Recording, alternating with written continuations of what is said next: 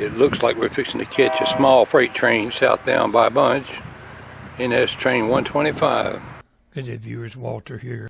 A good many of my viewers that don't know a whole lot about trains show an interest sometimes when I part with a little bit of knowledge that I've acquired over the years. So today we're going to do something a little different. In today's Railfan Remake, I thought I'd stop the train a few times and do a little narrating. So it's going to turn a 4-minute video into considerably longer with me talking.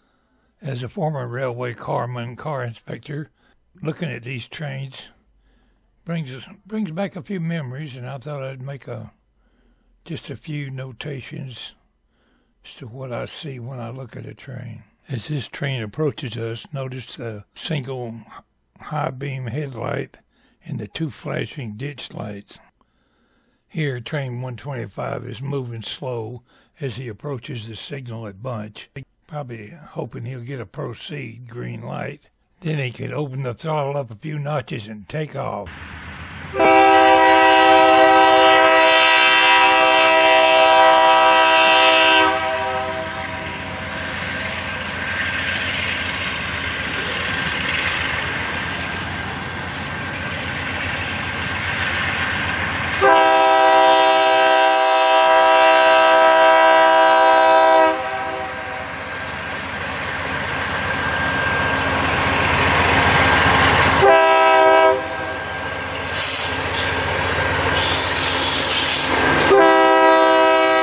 Stop the train a minute and look at these 2 locomotives. We have 2 General Electric C40-9W wide-body locomotives on the head end.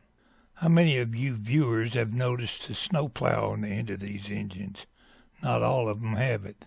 Some of them just have a straight pilot sheet on the front. A couple of my viewers recently noticed there's a door that comes out right there by the horse on the head end. Locomotives didn't used to have a front door. If you look real close, just above the coupler, you'll see the MU cable that's used to connect the locomotives electrically together.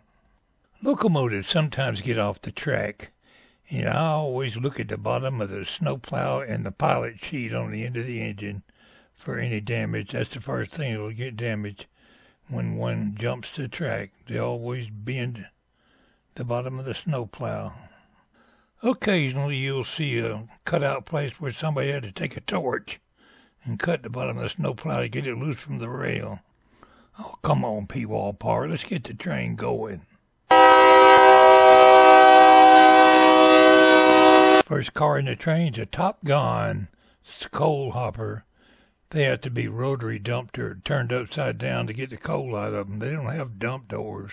I used to have to go to Plant Yates just north of Noonan, Georgia, and work on these cars. The draft seals visible inside this gun, and they were bad about the top falling off and going down through it's a top protecting plate that would fall off and go down through the chutes and tear up the conveyor belts at Georgia Power.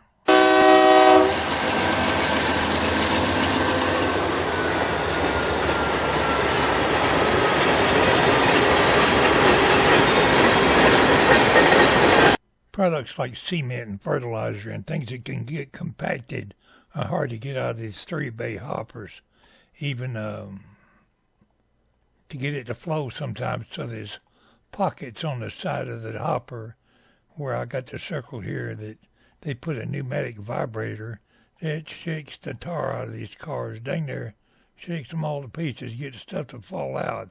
And you'll often see these hoppers bent where customers have pounded on the side of the car with sledgehammers.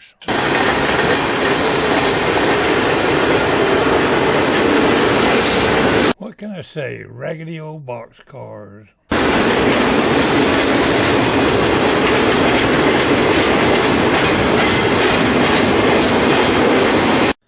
If I had to hazard a guess, I'd say these TTX flats were hauling long sections of railroad rails stacked up on it.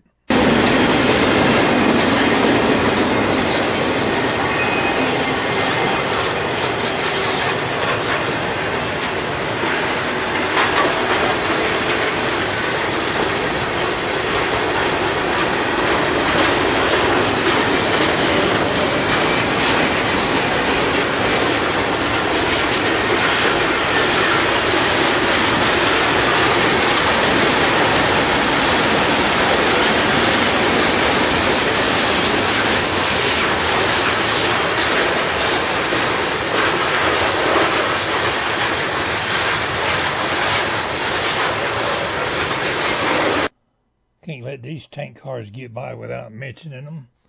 Corn syrup cars used to sweeten food products. I worked on many of them over at the Coca-Cola plant in Atlanta.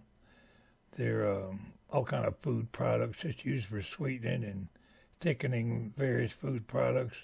I think a lot of people use this corn syrup.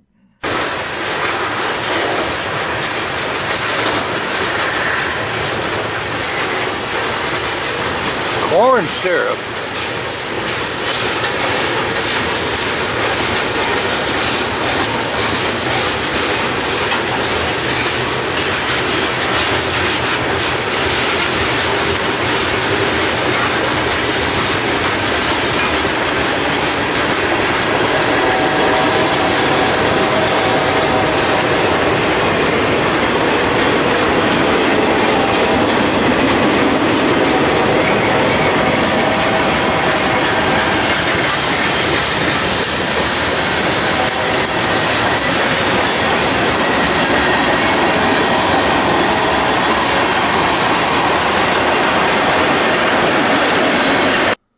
We'll talk about these kind of tank cars another time. I hope stopping the train hasn't aggravated too many of my viewers. I wanted to try something new anyway.